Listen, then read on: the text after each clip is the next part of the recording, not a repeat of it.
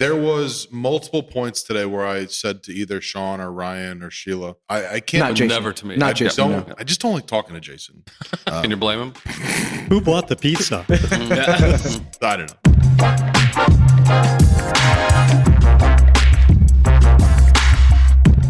Welcome in to Unstable Discourse. That's that was a new one.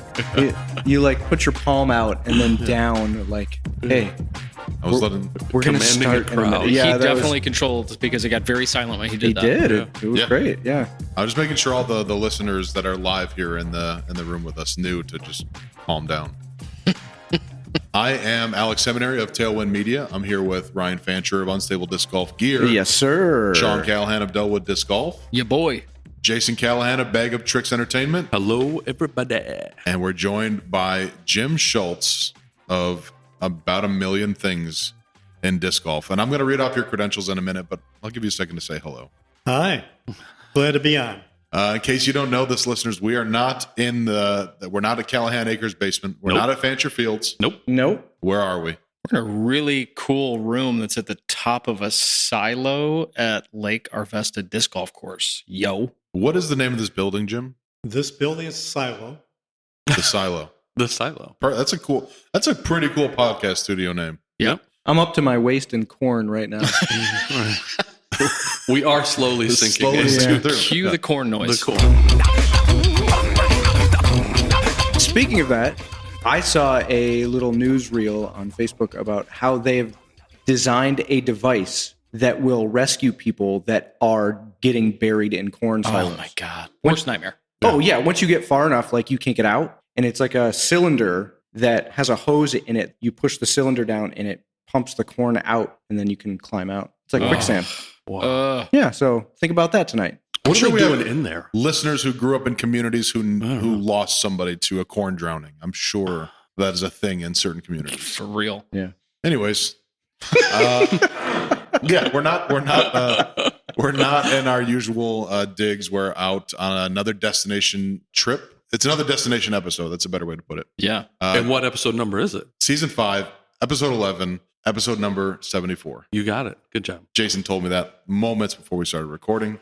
And if I didn't bring it up, you were never going to yourself. No, and I struggle to remember it. Anyways, we're going to talk in this episode about our experience playing the course. We'll talk a little bit about the course design, some of your credentials, Jim, and tell the kind of story of why people might want to consider coming here.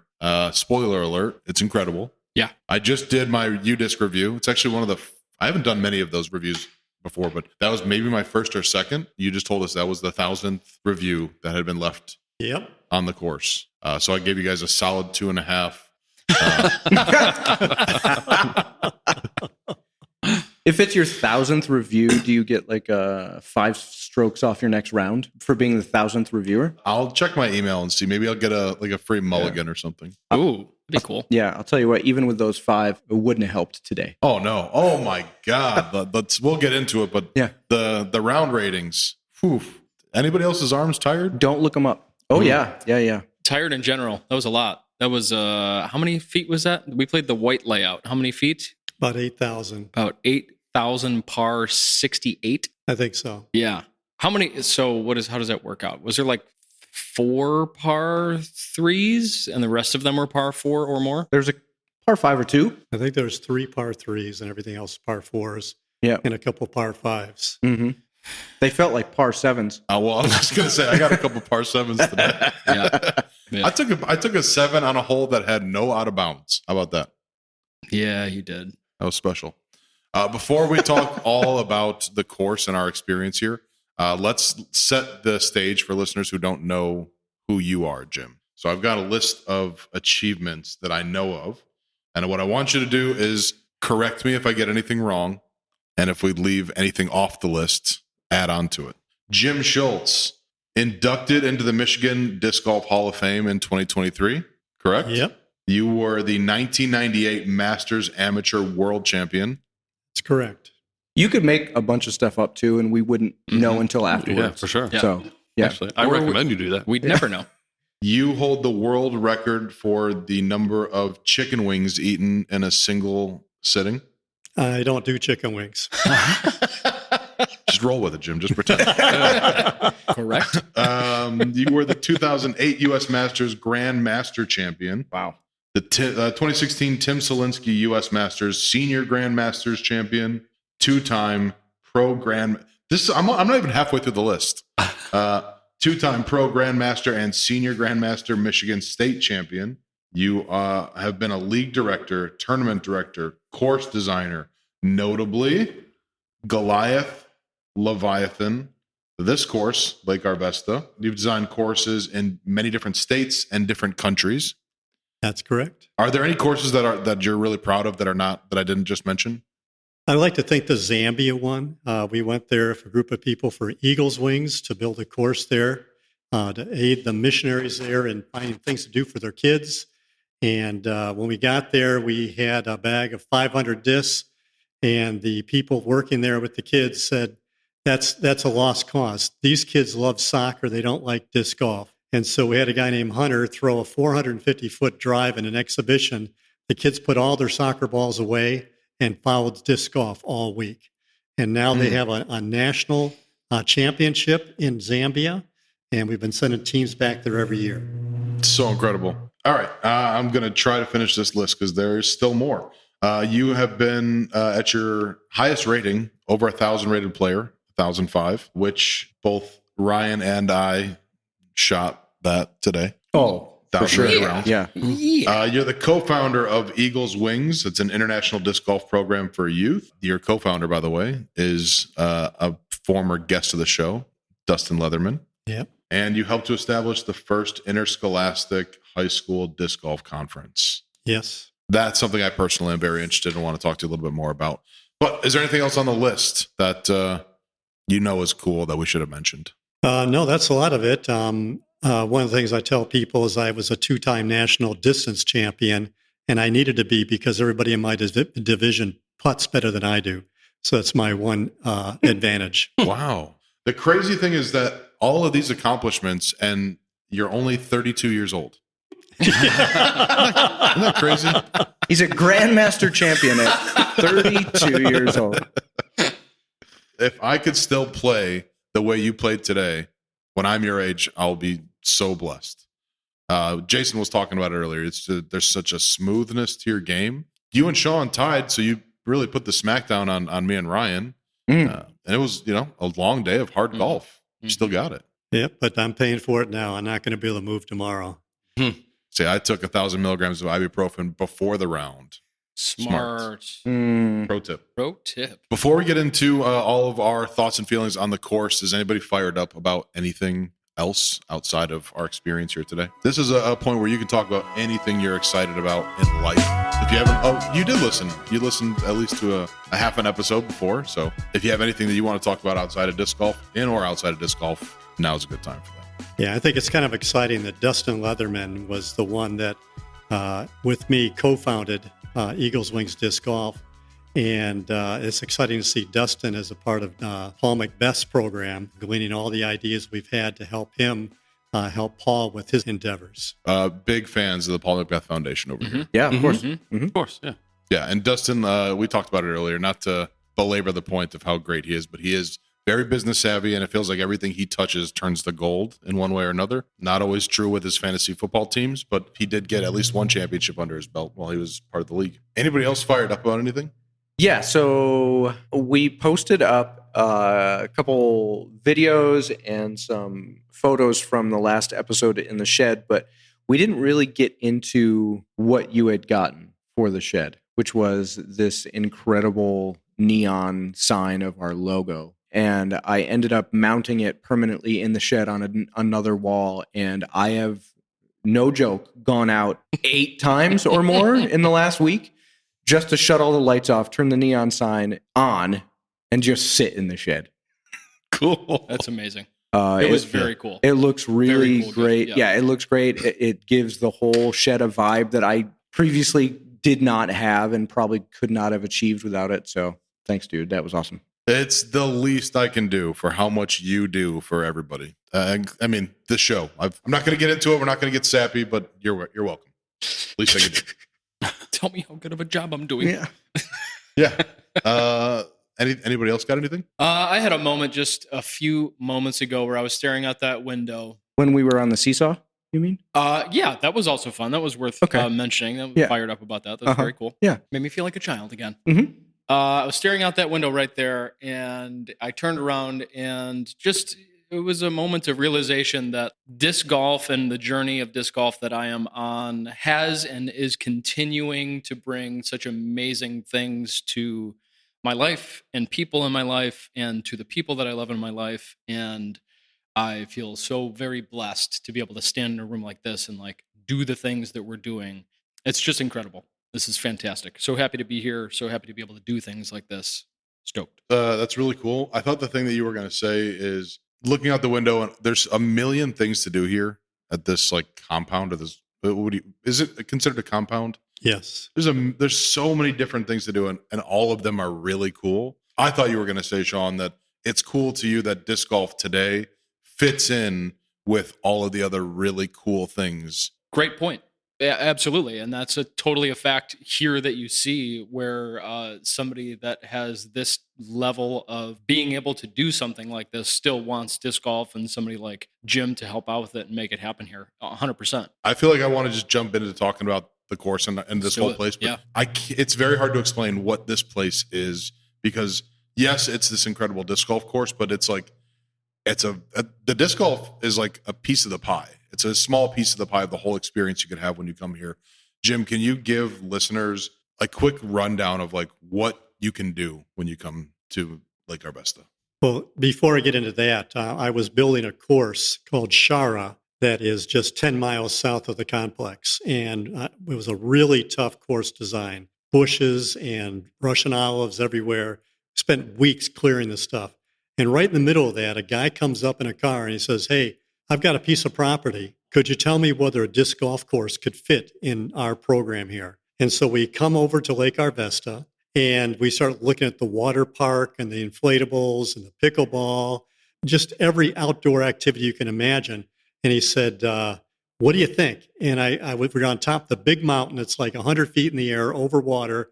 And my first question was, "Can we throw over the water?" And he goes, "Yeah, and I've got an island too. Would that be cool?" And I said, "That would be great." Boy, would it? Yeah.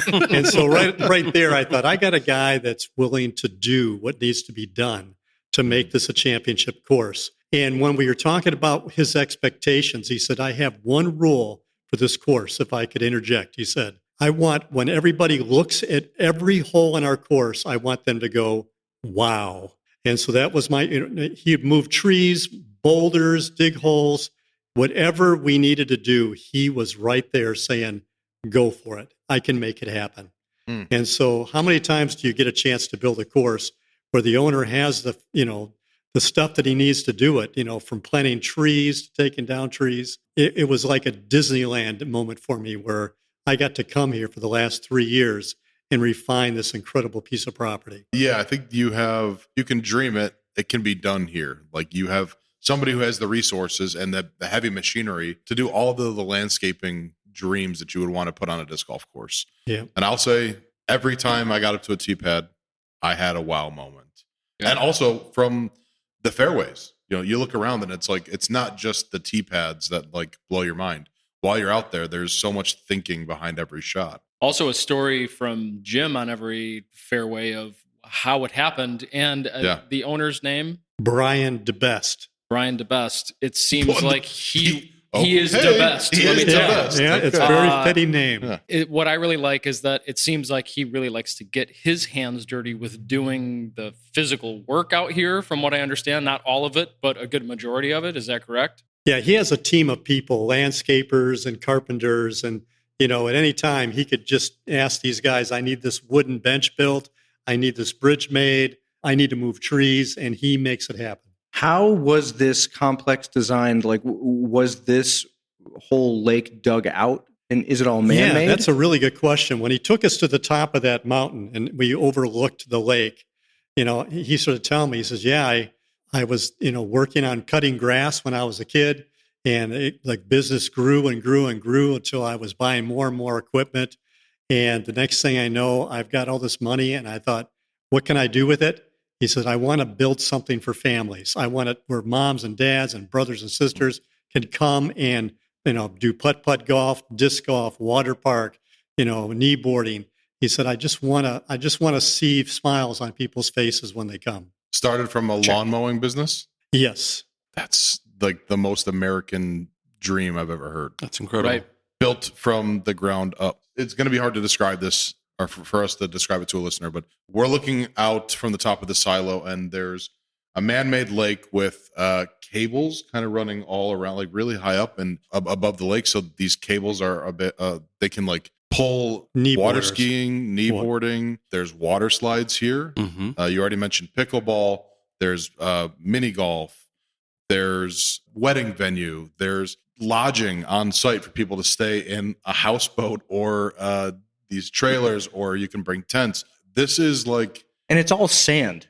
yeah, Like it's so cool. It feels like a theme park. It's like a theme park that you want to have a family reunion at. Mm-hmm. I feel like Sure. I'm at a lottery dream. Yes. Like this is what it looks like when somebody dreams up what they would do with lottery money. Yeah. Blank Check 2, the sequel. Yes. This is what he builds. Yeah. For Yeah. This real. place is Yeah. what he built. And Brian might not, feel comfortable with me saying this, but I refer to him as the blue collar Walt Disney. Mm. He just Amen. gets his hands dirty. He said, let's do it. And he makes it happen. All right. So within all of this awesome stuff you can do, let's talk about the actual, like, the course, like the space it takes up. So I think Sheila pointed out that on UDisc, it says it's on 188 acres. Yes. Is that accurate?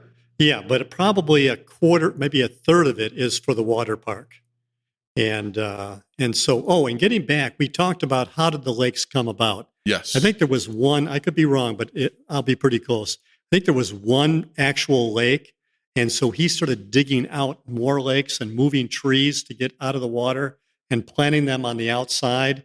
And when he got done doing the lakes, then he would bring in the trees with his tree mover and put them in places where he wanted them to section off areas for camping or for activities. And so he had been working at it for 15 years. It's like real life Minecraft. Yeah. Literally. Yeah. What it looks like. Tree It feels mover like. tool. Yeah, right. What? There's so- Listeners, go look it up while you're listening to this. Yeah. Pull over to the side of the highway because we know you're driving. Pull it up on your phone and look at some photos while we're talking about this because it is amazing. the golf itself. So there's three layouts. It's actually four. The last one, well, one of the problems you found even today as we played is it's quite a hike. Mhm. And if you're bringing a 10-year-old with or your girlfriend or wife and she doesn't want to go walk the entirely long course, the amateur course is like 6,000 feet. The pro course is like 8,000 and the elite is 11, 12,000. And so What? that's a long walk. And so we made a fourth course called the shortcut, where it takes a mile and a half off of walking and it doesn't cross that many bodies of water. But so the beginner can get out there and play without thinking they're going to lose their whole bag of discs. That's very considerate because we've all been playing for many years. And how many discs did we lose today, boys? Collectively, I know I lost 2. 4. Right? Did you lose one? I did not. Yeah, 4. I did. Jim and I both lost one, and you lost 2. Rest in I peace, almost King. only lost 1. Actually, 3. Go ahead and tell that story real quick. So first one was lost. Never was going to get that back. The second one I thought was lost because it was in a very deep part of the stream, but it turned out with Jason's eagle eyes, it was actually just wedged in the side of the hill. So we got that one back. And the third one threw in the lake and thought it was going to be close enough to shore to get it back, but we got down there and we saw it was actually floating, but it was floating away. So I was like, pretty rapidly. yeah, I was like, I'm going to have to just jump in. But this is a pretty friendly lake, so it should be no problem for me to jump in. As soon as I jumped Designed in, for swimming. yeah, I took I took my shirt off and my shoes off, and I just dove in. And apparently, Mhm. as soon as I came up from the water, the motion of me diving in just like unsettled the disc enough to where it just sank right then. So now I was in the water, and there was no chance of getting my disc back. But it was And also, refreshing- like, it was cold enough that you tried to yell to us and you couldn't. yeah, I was trying to be like, where's the disc? I couldn't get it out because it was just very cold. But it was very refreshing. Nice. That's the story of me losing 2 discs today. Yeah. Which is pretty good when you got 20-mile-an-hour winds. That's the other thing we haven't At talked least. about. At Is least. the winds were crazy. 70 miles an The hour at gusts least. Yeah. had to be crazier than 20 miles an hour. It was Oh, wicked. I'm sure there were some 35s, Yeah. 40s. Only when Yeah. Ryan was driving. Though. Yeah, Every that's time. how it seemed to be. Yeah. Okay, so how long did it take to actually design and install the course? Can you talk a little bit about that process? Arvesta started 3 years ago. We had portables in after a year to kind of start building a firm route for each of the courses. And then after 2 years, we had most of it all figured out. Tee pads were in, baskets were still being set up, but it was ready to play after 2 years. And now it's our 3rd year.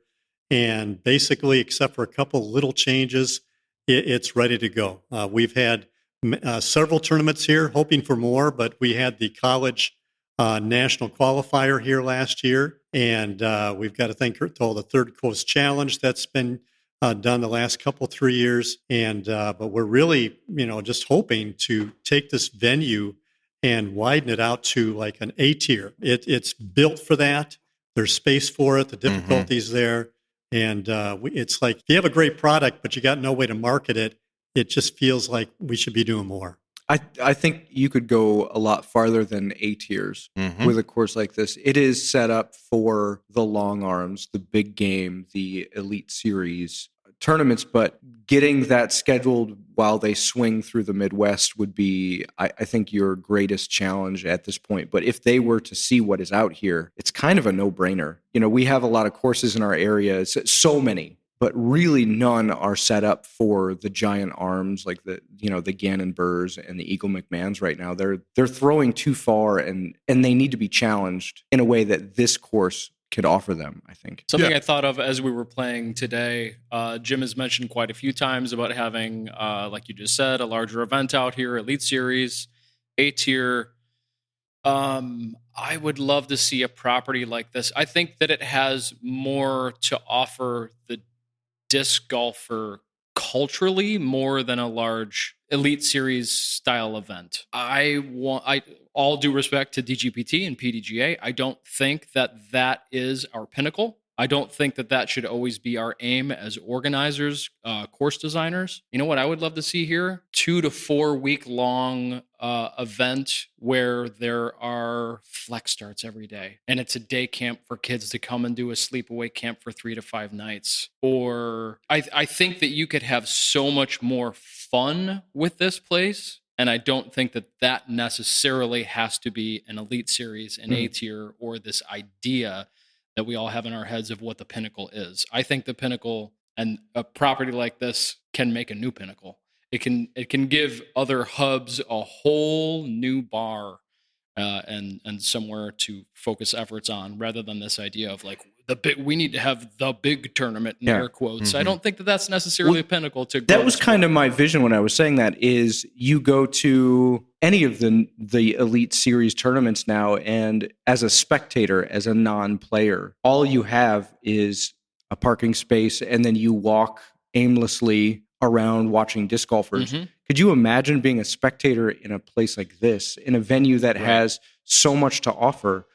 If you were to have that here and have everything that this compound has, every other place that the DGPT had an event would be like, why is this even here? Like, you could turn this into the new style of touring. If it's not this, why are you doing this? Right. One of the things that I envision too is when we do something big, whether it's a 2 or 3 or 4 day or a week long, South Haven is a great place. They have a wonderful beach. They got state parks. It's like, this is an area where you go play your round, and then there's all these other things you can do. So many places, like you say, you're in the middle of nowhere, you get done with your round, and you go wait in your hotel room until the next round starts. This is a place that the water park is open. Your kids, while you're hitting the golf course, they can be with, their friends playing in the water park. So they get to celebrate as well as the disc golfer. You got me pretty excited about that idea. I remember there's the wedding venue space, and there's like a space for live music. So there could be like disc golf symposium. Like if you're having a week-long type event, you can have thought leaders in disc golf, whether it's course designers or event organizers or branding experts, whatever. People who are doing the most forward-thinking things in disc golf can share what they're learning, share what they're seeing in the sport today, and that is what I think could bring a lot of people, like a disc golf expo, almost kind of a thing, right? More than just come shop at all these vendors, like come learn some things, come see what's like current in the sport, and bring the family along.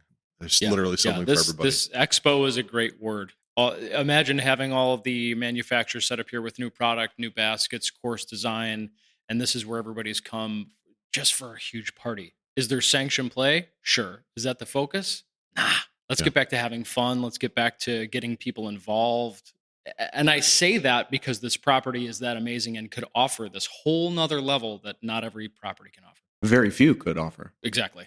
Disc golf is so popular in the Midwest as well. I feel like people would come, just the Midwest could fill up an event like that, but I bet you'd be seeing people Michigan, from Wisconsin, Northwest Indiana, Chicagoland. I mean, there are thousands. But you'd be thousands seeing of people people. coming from across the country, I think, for that kind of event. Sure. Mm-hmm. Yeah, one of the things that I did some research on for statistics is that Michigan has more disc golf courses per square mile than any place in the world. Wow. California and Texas and maybe Wisconsin have more, but when you average it all out, we have more. And we also have more registered disc golf players in Michigan than anywhere else because California and Texas, you take those out, and we are right up there. I think there's over 600 disc golf courses in Michigan alone. Awesome.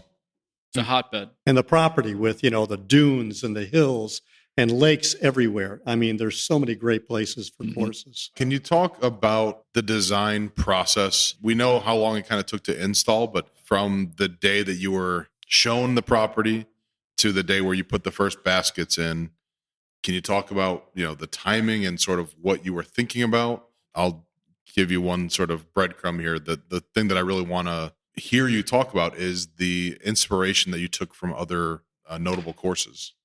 Yeah, I've been watching the Disc Golf Channel and looking at watching the players, which is great, but looking at courses and thinking like, oh, I want to do one just like that. And so on our course here, I think we have about 7 or 8 that mimic some of the top holes in the world. And so maybe you can't get to Ledgestone, or you can't get to the West Coast in California, or a Phoenix with the fountain course. But we have holes like that you can practice with as you prepare for a big event that you're going to go to. You can play a course here in our area that will prepare you to be a better competitor at those events. And even if you're never going to make it to those events, you can just get some of the joy of what it feels like to throw on a hole like that. I'm never going to go to any of those events. I'm never going to play. I might go spectate, but just getting to throw holes that are similar to that, it's an amazing experience.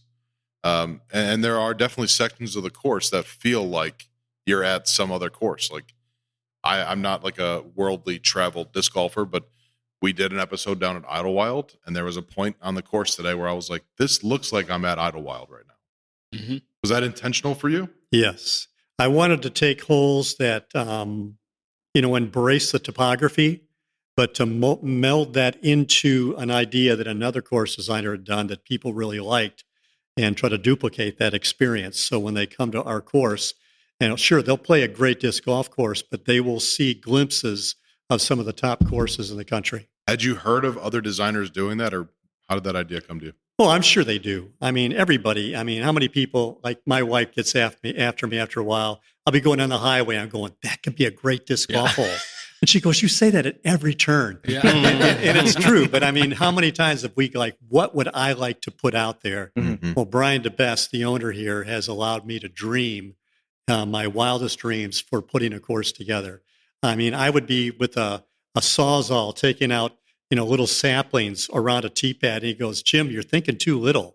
I've got a bulldozer. And the next thing you know, he's like cleared the whole valley out to make room for 2 iconic holes that were kind of out of the Idlewild vein. Whose idea was it for the round tee pads? Because that was the first thing that really caught my eye here. I had gone to the Fountain Course in Phoenix, Arizona for years for their big tournament there every year in March. And they had round tee pads. And I was asking, like, why? It says, well, they've got 5 different basket positions, one left, one right, one half left, one straight. And if you did a rectangle tee pad, it would only be in sync with one of the 5 different options. Mm-hmm. So when you have a 12-foot in diameter porous pave material, anywhere you turn is a sweet spot. And you could change your course later. A lot of places build their first course, they put in a rectangle tee pad, and all of a sudden somebody goes, oh, this will be greater off to the right. Well, you do that, but do you move the whole tee pad too? It's too hard. So the round ones seem to give you more flexibility to be looking straight at your target when you release. And can you explain a little bit more about the material itself? Because that was something that we talked about, and it's very obviously a better surface than I would say most that I've teed from. Yeah, when I was in Ludington and we were building courses and just kind of, a group of guys getting together to kind of, put something there besides dirt or stone, we started doing cement. And then down the road, people started using AstroTurf. And that was a good thing, even though after a while that tends to stretch and come up. When I came here to Arvesta, the owner is one of the contractors for a thing called porous pave. It's kind of a rubberized surface that's porous. You put it down, you have incredible traction, even when it's wet. If you put a 55-gallon drum of water and dumped it onto that surface, it would just go right through and out the bottom. And so, like, how many times on a cement tee pad, it gets a little wet, a little muddy, and you're like, well, Kevin Jones did a fall down because it was just gooey, got the longest ace in history. Yeah. If I'm going to fall, I want to ace. He hurt himself. Yeah, he did. And so we thought we want the best type of surface that will be safe and give you good traction. Luckily, we didn't have to play in any wet conditions, but I would assume that it would feel just as good. I mean, it was a surface that I think I would prefer from now on. Oh, it was fantastic. Yeah. I really enjoyed the aggregate. I didn't have to take as aggressive of an approach because my feet were kind of planting really well. I was like able to get more torque on my throws. So yeah, it just felt. And you need it out here. You do. Like, for real. What are there? 3 holes that you didn't have to like give it everything you got? Right. Everything you got. Give it everything you got. Hey, thanks a lot for hooking me up with Elmo over there. That was a blast. What? That guy's cool. Here we go. Come on, push it out. Everything you got. Everything you got. Everything you got. And those ones where you could get to the basket on your tee, at least for us and our distance, the basket placement was so considered and challenging. Yeah, demanding, very demanding, very technical. Yep. There was no shot today that I was just like, well, you can throw whatever you kind of want and just see what happens. Like, you have to really consider the risks on every throw. Yeah. Which is what makes disc golf fun to me. I don't care about throwing as far as possible. I want to be able to challenge to play smart golf. And that's what I love the most about this course. Yeah. We were talking on the course that one of my main philosophies is I want a longer course. So not everything's a deuce or die, but I want distance with a purpose. Not just like, okay, I want a guy who can throw 800 feet with no like risk or reward. You got to put it in a particular spot so your upshot can be to a particular spot. And so it's not just the big gun that can outshoot you. The person that can throw 100 feet less, but be able to think his way through the course can even the playing field. It's a beautiful thing. Yeah. There were a couple holes today, Ryan, where you kind of got like grip locked your drive and were able to think your way back to still like taking a par because the course offers that much flexibility and your options to get to the.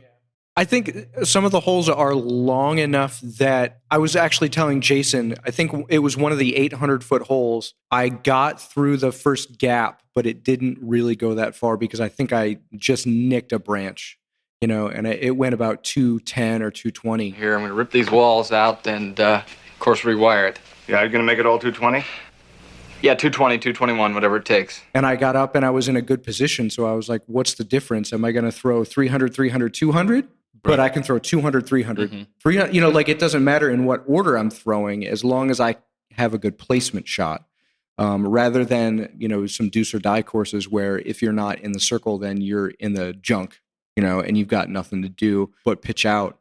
This was a way to maybe it wasn't my longest throw or maybe I hit something, but I'm in a placement that I can work with and eventually earn my par. Yeah. And one of the things I designed into the course was, let's just say not everybody's going to throw straight every time. And so if you hit a tree and it gets off to the right, I try to trim the vegetation enough that if you have the scramble ability, that you can still save par instead of being in a jungle where you can't even see the person next to you. Yeah. And that's so, not fun. So it's kind of fun to be able to say, okay, I screwed up, but I have a chance to make up for it. I had that moment. I forget what hole it was, but I ended up way down the hill and I had to putt pretty much straight uphill. Hit a tree and kicked off, went down the hill or whatever. I was nervous approaching it because I was like, it looks like I went into some real trouble, but I got down there and it was surprisingly open to a point where I thought in the back of my mind, I'm going to make this actually. Not only I'm not going to have to pitch out, like I might make this putt right now. And that was a really cool feeling. I did not make the putt, but I remember thinking there's still a chance here, even though I really screwed up. Let's see, I still have a chance. What hole was it that you didn't make the putt on? I don't There's remember. too many to remember.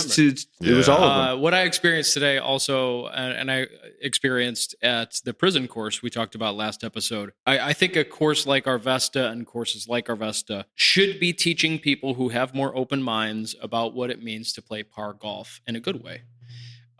You are not bad at this sport if you're not throwing 400 feet, right? Like it's totally okay to be maxing out at 3 to 325 as long as you're smarter, like Jim was saying about distance. I really liked on some of the par fives where I was, knowing that I had that extra stroke to be able to make up and feel okay with par and not bogey. So if there's anything I'd have to say about people wanting to come and visit, it's that. Like you could play the yellow track and it's going to be a little bit closer to deuce or die. I wasn't paying too much attention to every pin location of the yellows as we were playing the whites, but it seemed like those were more of like one-shot holes, if memory serves. There's a few par fours. Okay.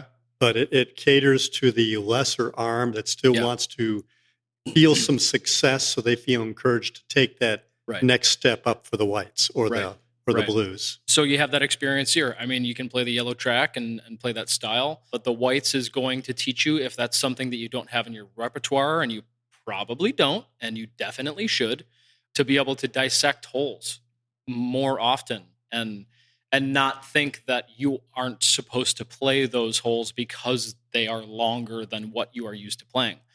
You're absolutely meant to play those holes, and you absolutely can play those holes and take 4s and 5s, and that's just fine, and it's perfect. Or 6s and 7s. Sometimes. Yeah. Sometimes. But it worked because I've only played a handful of rounds with you, Alex. But previous to today, I noticed that you had your go-to driver, your go-to mid, and your go-to putter. But today, I saw you assessing your bag more. So maybe starting with one we even discussed. We were making a joke about how you had it, and you actually went up with it, and you were like, no, and then you went back to your bag and switched it up. Like reassessing your comfort level with what you have in your bag. And I think there's something to be said for getting people out of their comfort zone for what they think they need. Imagining golf bigger than having just a single driver, a single mid, and a single putter with them. I would say there's 3 big factors about that today. 1, the wind makes you second guess everything. Right. You have to really play it as safe as possible. 2, I haven't played much lately, so I really did forget kind of what was in my, what was I using for shots that I'd see a line and I'd be like, yeah, what disc do I have in my bag that does that? So it took me a little time to kind of consider that. And then 3, there really are a lot of options on every tee pad. It felt like 3 or 4 at least different lines you could take on your tee. Yeah. And I liked when we would approach a new hole, Jim would give us his vision. He would say, okay, for right-handed people, there's an S curve here, blah, blah, blah, and kind of pace it out. Or if you're a lefty, if you hook it. And I was like, to have that level of future vision is incredible, that you got your blank slate and assessed all of that. You got your wow factor at every hole, but there's also these other small factors that are there and present. I've only played disc golf 5 times, but I saw them. It's so apparent here that it's for everybody. Yeah. It's very welcoming. Yeah. You thought of everybody in your yes, in your for design. Sure. For sure. It was also really cool to have you being our Sherpa today and giving us the advice, the warnings, it added a little thrill for me to come up to a hole and think like my drive was pretty good there. And then Jim leans over and says, "This is where the trouble really begins." Or this is where the danger really begins. Yeah. And it like gave me shivers. Yeah. And that actually having you as our guide through today was really cool. But without you being there, we still would have been able to navigate the course easily because you guys did such a good job with signage. Yeah. And that's something that we've had some beef with on other destination courses where we go for the full experience. We don't just want to go play the course that pros played. Like that is cool, but the experience is bigger than that. And being able to navigate the course, pretty big part of the experience. How intentional and how thoughtful were you with that? Can you just talk about how you guys approach the signage? Yeah, with the signage, we for a while we were getting some bad reviews because people weren't finding their way around. But we had smaller arrows, and so we came back and doubled the size of the arrows, doubled the number. Nothing's worse than going to a big course and wondering where's the basket. And if you start walking up a hill and you walk 300 feet and it's not even there, then you got to go back and start over again and go to the next. And I've had places up in some mountain courses where 3 times I guessed, and that wears you out. A course like this, you don't need an extra 1,000 feet of walking. Totally. No. And when we're talking about distance, sometimes I hear people go, the course is so long. Well, the longest course out there, the Blues, that's our elite course, that's about 11,000, 12,000 feet. If you go on the PGA, the regular golf channel, and look at the distance for the golfers, they're twice as far, and they're walking, and they're not complaining. I think sometimes we need to say, hey, I heard something said that a fairway alive is worth the drive. And so if it's a little longer walk, but it gives you the best viewpoint, then it's worth it. Totally. And plus, it's supposed to be exercise. The last time I checked, Yeah, that's true. And so I got a good cardio today. It wore me out, but it didn't make me think, well, suck, I'm not going to do that again. I want to go back and see if I can do better. Yeah, Totally. And so, Yeah, good cardio. I got a lot of steps in and a little swim as well. It was great. There was multiple points today where I said to either Sean or Ryan or Sheila, I can't. Not Jason. Never to me. Not I Jason. don't- no. I just don't like talking to Jason. Can you blame him? who bought the pizza? I don't know. But there were multiple points today where I basically said out loud, like, I can't turn my head 180 degrees without my attention being grabbed by something awesome, whether it was just the view or something cool on the property. All the long walking didn't feel that long to me because I was like engaged visually the entire day. And then there's just a few spots like that tree-lined fairway that you pointed out to us, like, and then the holes where you've got all this the landscaping and the design, I guess, around the holes. So you have these beautiful fairways, you have these beautiful greens. It's a lot to take in the best way possible. There's a lot of terrain that I noticed, a lot of different terrain. Obviously, there was sand. There was some hard pack. There was a lot of wooded, rooted areas. There was some marshy areas. It kind of ran the gamut of everything that we normally see. Were there areas that were more difficult to work with within this whole complex? Well, there was a gully that I pointed out to you guys that was it was Russian olives, sagebrush, it was picker bushes, dead pine trees, and it went for like 300 to 400 yards by 100 yards across. And we tried at the beginning just to cut through there and make a fairway through it. And the owner, Brian, he said, I've got the machines. So for 2 days, he took these grinding machines and it's like it looks at saplings and bushes like it's grass. And he chewed up the entire bottom area and made it playable for 2 or 3 more interesting holes that we couldn't even use before. So he's got that ability with his machinery. He's the best. So Brian, he owns these machines that allow him to pick up and move trees, move these giant rocks, dig things out. So you have had access not only to this great space, but the dream toolkit for making a course. I don't know what to say about that other than it's amazing. I liken it to like the neighbors having a pool because you can go swim in it as much as you want. You don't have to take care of it. Yeah. It's just like the perfect scenario. Like you didn't have to buy any of the equipment. Right. But hey, we need to move this tree. Yep. we're on it, and it'll be He got done. to play sim disc golf. Yeah, right, exactly. Yeah, that's incredible. Oh, it's so good. To that, I'd love to see. There were a couple of holes that I think that could have used a little bit more. Like I'm a very visual golfer, and I'm not saying this in a bad way, but a couple of the fairways were a little bit more wide open, where a few placed arborvitae, blue spruce type of trees. I'd love to see his resources into putting more trees on the course, and I think it would take it to like a next level with shaping fairways. Not that there wasn't shape, but a couple of them could use a couple of visual markers. I'd love to see something like that. Yeah, he's done that a little bit on some areas where, like on 17, you throw to that one area that has the rock, semicircle. Yeah. And if somebody throws a bad shot the other way, they could go to the 18's tee pad. So he planted, I think, 4 or 5 really bushy pine trees to be a visual and wall against this going that way. Right. And as time goes, you've been on number 16 that has 5,000 trees that are just there. Down the road, he could just go in there. I'm picking this one and this one and this one, and I'm going to put them over here. Right. And so down the road, that might be something we can look at. Yeah. So there's the possibility. Very cool. I like the way you put like visual markers, because some of these holes are long enough, especially like a few of them on the back 9 that go along the lake, that are far enough that you don't really have a reference to where you're going to land. I can throw X amount of feet on a good drive. Where is that in relationship to where the basket is and where the water isn't? Putting those in might give you a better reference. Even if they don't come into play. The follow the road 16, that one was like that one too. Yeah. That one could have used something to kind of like give you an idea. But that's a great idea. Like I've never thought about those in the way that you mentioned that.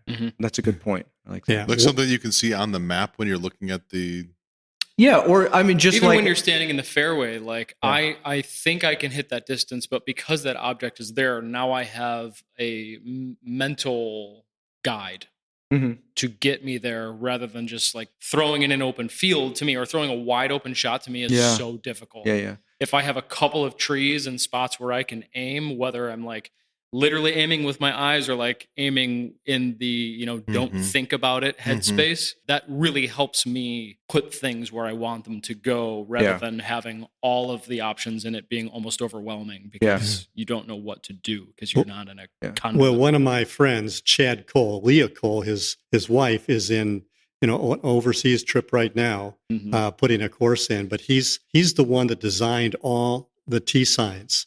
And if I was you just going to looked mention at those. It's nice to see a tree marker, but he has more detail He does. in his T signs than any place I've ever seen. Yeah, I love, there are 50, 100, 150, 200, whatever circles. Yeah. And they're light, but they are perfectly marked on that tee pad. So you can see exactly visually where everything is that is on the grounds. And those are extremely well thought out tee pads. We had a guy that on hole number 2 where that creek goes across and there's some logs. And he said, I didn't even know there was a creek there. And I said, well, it's on the T sign. And he goes, oh, I guess I missed that. And so sometimes you get in a flow and you don't take the look, but he spared no time to kind of make this very reasonable to see where every out of bounds, every big tree, every drop off, to make it a little bit easier for people to find their way around. Yeah, I made a point to look at every single one of them in that way, just to see what kind of detail there was. And I think they're some of the best T signs I've ever seen.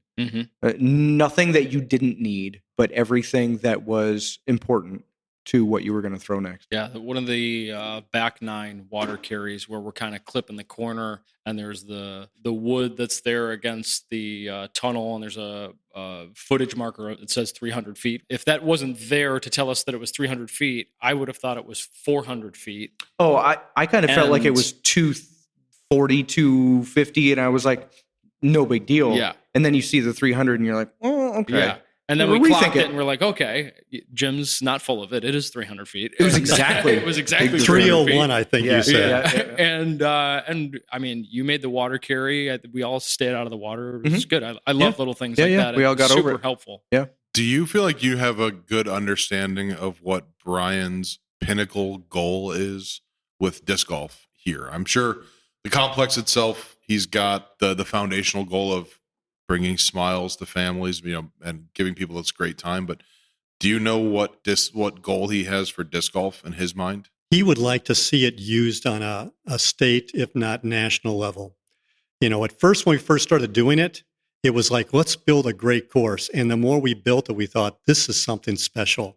This is unique property with a guy that wants to make things happen. And so our goal is sometime down the road is to be a hub for maybe stuff in central Michigan.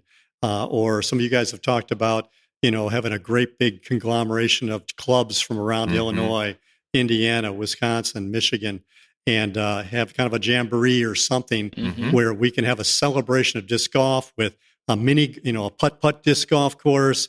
Maybe one of the things we want to do is put a basket on a boat when it's not the swimming season, and I got floating hydras to say, let's see who can make the island. Just make it like all these carnival type games to celebrate the sport, work on your skills, and then you could do it with your kids. They might not want to go for a 12,000 foot hike, but if you could do a couple fun things right around the pavilion here, that I think would, help us both to appreciate what we have here. My brain started drifting off and daydreaming of all the things you could do while you were saying that. I was thinking, get all the dads up on Friday night. They can play, the long round, have the wife and kids come Saturday morning. It could potentially be like a week-long thing. Yeah. Where you are signing up for this event. It's week-long. You're going to be teeing off at this time on Monday, and this time on Tuesday, and this time on Wednesday. And each time it's a different matchup. With all due respect to Kelvin Heimberg, I don't think him being here has anything to do with it being the best it can be. I'm just saying that it isn't Elite Series isn't what is going to make this place awesome. Something way outside the box is what's going to make it what it was always supposed to be. I feel it as I'm here. I believe that. It would be amazing to have like a Silver Series, like a big event. Sure. But there's just the potential for so much more than that and bigger. And now a word from our sponsors. Hey, dude, ready to play? Yep. But first, you got to see how totally dripped out my bag is. Don't say dripped out. That is an insane amount of pins. I got them from Nina at Disc Golf Pins. These pins have Riz. Okay, definitely don't say Riz. They're great, but why so many? It took this many to take my game from Skibbity to Sigma. Now my disc golf game is mad lit. I'm gonna get so many good... I'm gonna go play somewhere else. The pins are great, but don't talk to me until you're done being so sus. Negative aura, bruh. My bag is mewing. DiscGolfPins.com. And we're back. I see you. Did you recognize that? That was basically stolen directly from Smartless. That's how they do their sponsorship. Good job. Good job. Word. Gotta love that show. Shout out. All right, we got a couple more things we want to talk to you about, Jim, and then we want to get into our mailbag, which we have a couple audio things lined up. Let's start with the thing that you wanted to make sure we covered. That's what you want is a little more important than what we want on this episode. So you wanted to talk a little bit about the sort of origins of the facility, which is super interesting to all of us. But what is it that, what part of that story did you most want to kind of get out? And bear in mind, Jim, you got 50,000 people listening to you right now. Oh. That's not true. That's not true. But I feel it's really important when something's, developing to, there's a track, there's a story of how we got there. Mm-hmm. And when I was 38 years old in Ludington, Michigan, a guy took me and my just youth 2 years group. ago. Yeah.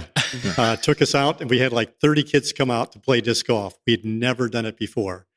And when we were all done, more than half the kids were like, let's do it again. So we started going to little tournaments. We go into bigger tournaments. And all of a sudden I started realizing that my kids are winning a lot, but I found that I was better at disc golf than I thought. And so they told me, you should go to the Am Worlds in Appleton, Wisconsin in 1998 and see how you could do. And I just thought, man, if I could finish in the top 4 or 5 out of 80 guys, that would be great. And so I'm getting closer and closer. The first round, I was in first place. The second round, I was in 40th because I hit every tree in the woods. And then, I thought, well, I'm not going to win, so I might as well be a friend to everybody I meet. And so I'm getting to know these guys and their families. And then all of a sudden, I started seeing myself go from 40th to 30th to 20th to 10th to 3rd. And with 9 holes to go, I am being introduced by Steady Ed Hedrick. Wow. And I had a new Stratus, and I knew that it would fade right. And so he goes, now Jim Schultz from Ludington, Michigan. And so I went up to throw, and it was going to turn right. And he goes, uh-oh, he's in trouble.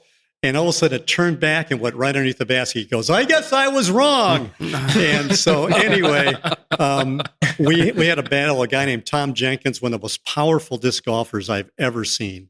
The guy's an amazing player. He built half the courses at the Worlds.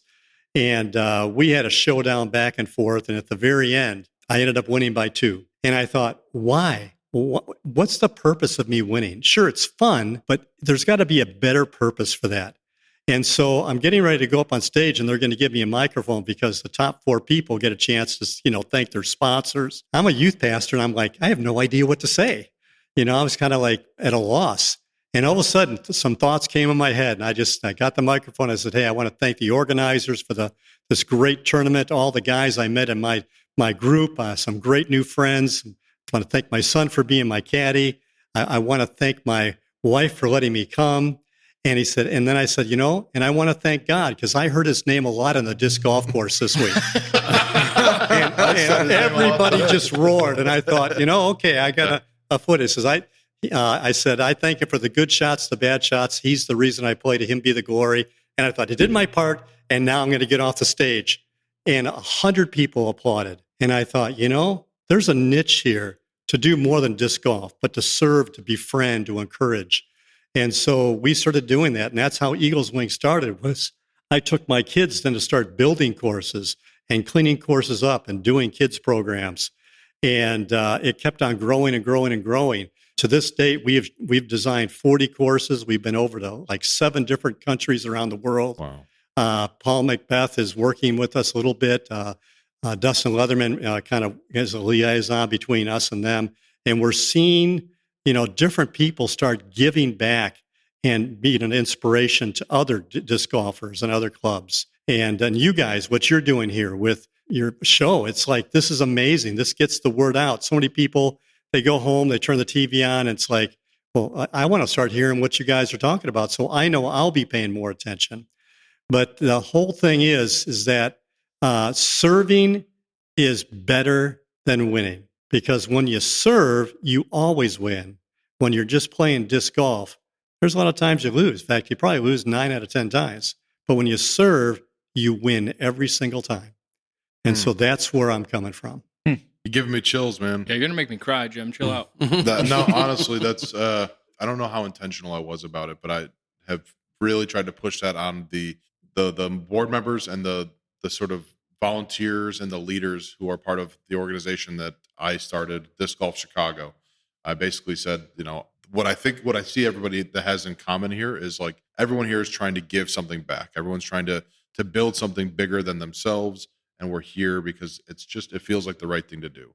That's basically what's binding us all together. Yeah. And I think the way you said it is a lot cooler, but it really connected with me. Can you say it one more time? Just I want to make sure I don't forget it. Are you serious? Serving is better than winning. That's what Serving is better than winning, because when you play disc golf, you're going to lose 9 out of 10 times. But when you serve, you win every single time. Everybody who's pitched in at the course cleanup projects, building the new course, anything that you've done to help serve the disc golf community is really, really special. And I hope people who contribute their time feel that way about it. Eagles Wings is kind of the origin of.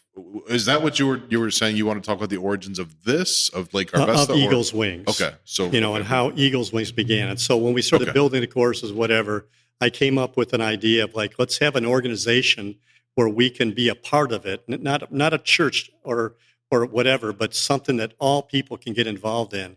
And so we formed this program. We saw some footsteps with a wooden eagle that we found in the woods that kind of said, hey, you're in the right track. And so with that, we started realizing that there's a lot of other avenues to serve, because a lot of people, they want to do something, but there's nobody to give them the inspiration or the know how to do it. You got to look for those signs. You follow your blue ooze. You follow your. Ooh, the blue ooze comes back. Good one. Follow your North Star. But I think to me, one of the biggest faults that people make is when they see signs from the universe and they ignore it, regardless of your faith. If you see a sign and you think it's a sign, It's a sign. that's a sign. That's what I think. One last thing that I wanted to talk about, Jim, before we get into our mailbag is the interscholastic program that you had put together. Can you give us a little insight into what that was? And yeah, maybe that'll spark some ideas for other listeners who are working in schools. Yeah, I had met a guy years ago, Larry LeBond, and he was a really good player back then, knew he had a little league going. Now he's got one of the biggest disc golf leagues in the country, and he wanted to start doing something with different schools. And so we partnered together to do a once-a-week preliminary tournament with different schools. They could bring 2 people, they could bring 20, but we had 5 different schools meeting every week, playing a 9-hole course, and then next week we go to another property and another property. And at the end of the session, we would have all of the kids come and play each of the 9-hole courses, 4 of them, to see who the champion was. And he'd make trophies for the kids, and it was just great to see how much enthusiasm was there. But the only sad thing is that that was in the middle of COVID, and a couple of the teachers that were the key people moved on. It just never regained traction, but we found it to be very effective to getting the word out about disc golf and bringing kids and different schools together. Was it like sanctioned through the school or like? No, just me and Larry going to the teachers or, and finding out who was a disc golfer and would they be willing to be the captain. So they kind of set it up as like an after-school club type thing Yes. for students? Okay, so it was totally separate from the school in some sense. Yes. That's really cool to hear because I think a lot of teachers, they want to do disc golf type programming with their students, and I think they come up against the roadblock of getting all the permissions and getting all the the red tape and the bureaucratic stuff that impedes all kinds of progress with schools. So to hear that this works just fine outside of the school system in a sense, and you know what, if it's really cool and it's working really well, I'm sure the school system will want to help you do more with it. Yeah. But, and it's important. There's there's been a lot of shootings in schools, and so there's some issues there, like after school, who's there. And so I made sure I took the time to get to know the principal, tell them what we're doing. These other teachers did the same thing, and we were trying to be sensitive to being good stewards of watching these kids in a safe environment. And so you don't do it without the school. The school has to embrace it. sure. Otherwise, you're going to get in trouble. So I stand corrected. But no, I mean, It's true. Yeah, no, it's a really good way to put it. I think that's the key with anybody who's trying to get the school activities going or any youth kind of programming. Be a good steward. That's true for the people who are trying to work with park districts, forest preserves, whatever. They don't know disc golf. We know why it's awesome. We know why we love it. You have to be a good steward to help them understand what it is, what we're trying to do, and that you have to be a good ambassador. So they're going to put some trust in you. They got to leave that conversation feeling like this person's on top of their stuff. As much as the old sort of culture of disc golf, the way I hear a lot of people talk about how it's changed, like it kind of has to change, and you have to be a good steward and a good ambassador if we want the next generation to do more with it. So let inspire them, Yeah. not just say here's something to do, but to inspire them to be the next generation of what you and I'm doing. I'm not going to be around forever, and you guys aren't. So who are you inspiring to be the next talk show, or for me, the next team, the next course? So even as we speak, I'm working on several men that want to get into disc golf course design, knowing that in a couple of years I might be taking a step back from it. But I've laid the framework for someone to come behind me and carry it on. Plant seeds. What is that expression? The shade of trees under which you'll never sit, kind of thing. Right.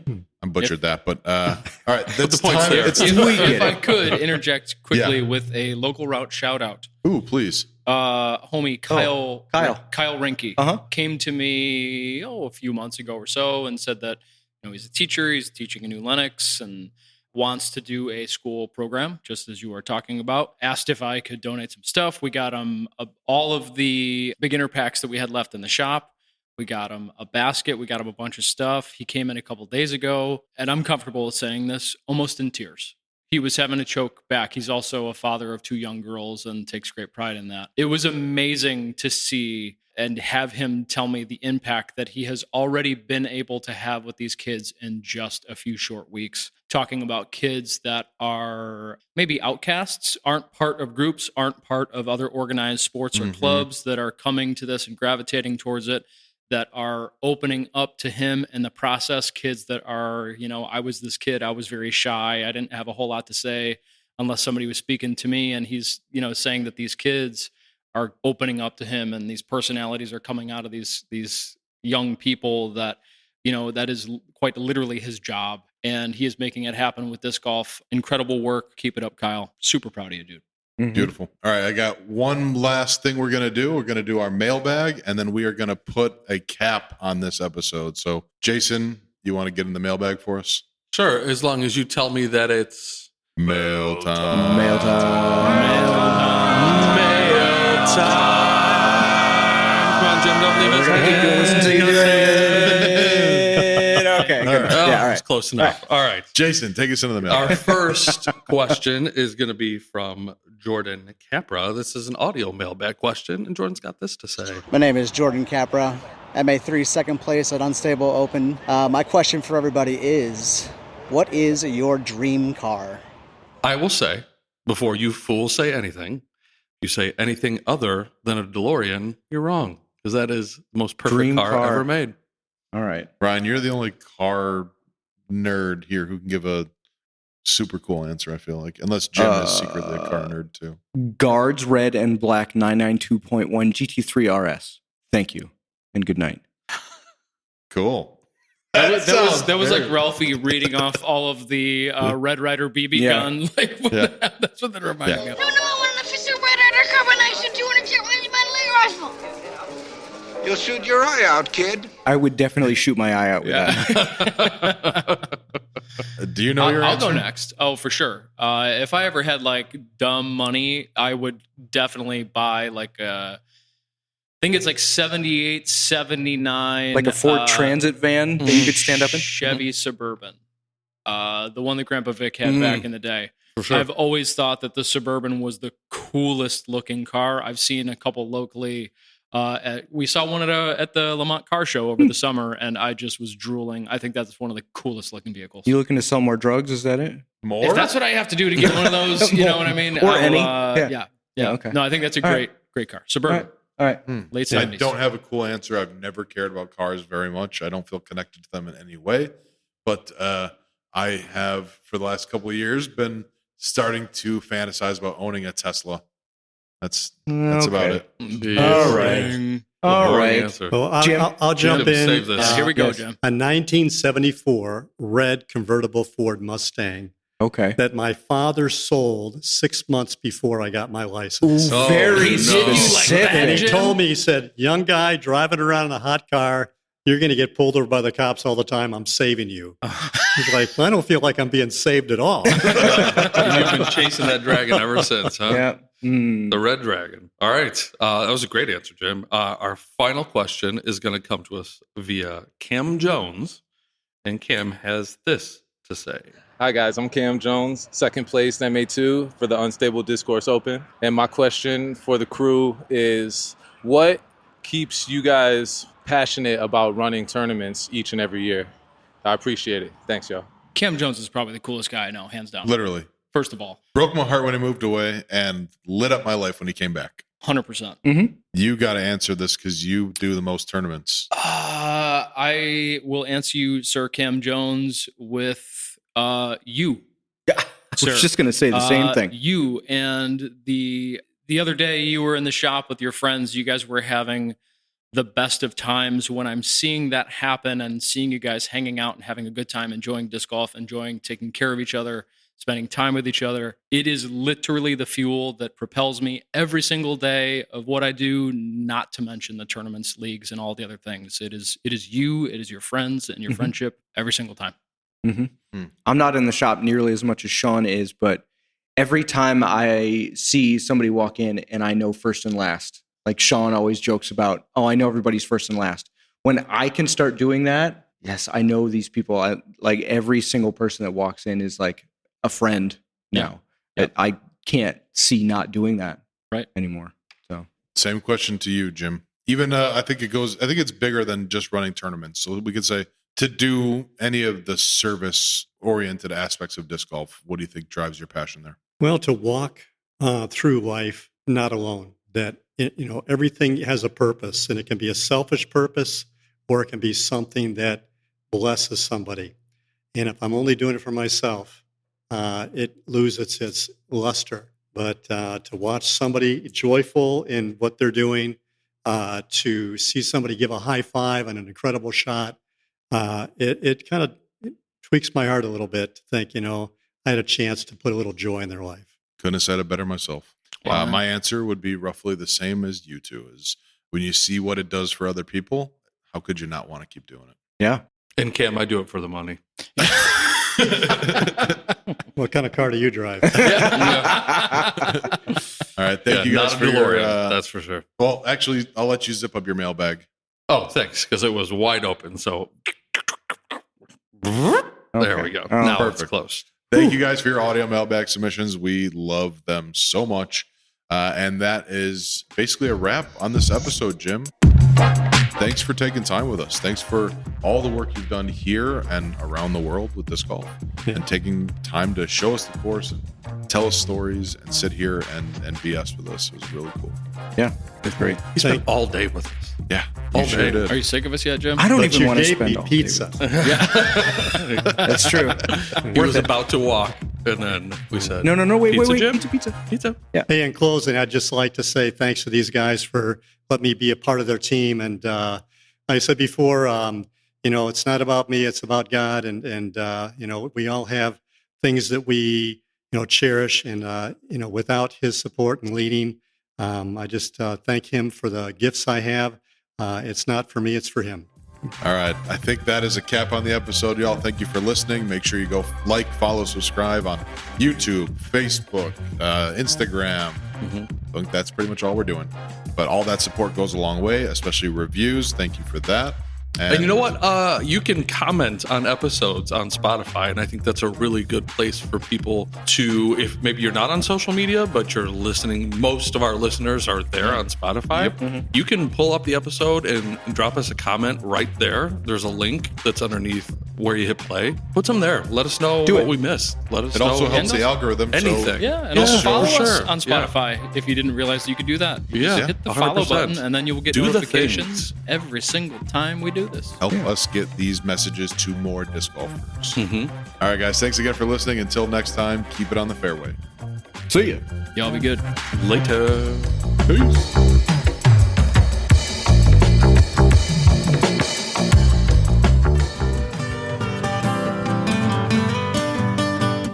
Unstable Discourse is produced by Sheila Callahan. Edited by Ryan Fancher. Beats provided by Alex Seminary. And produced in association with Unstable Disc Golf Gear. Look good, feel good, play good.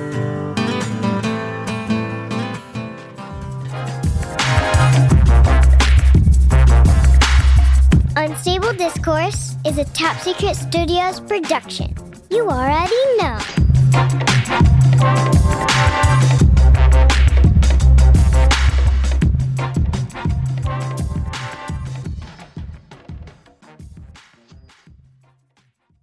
I do it for the money.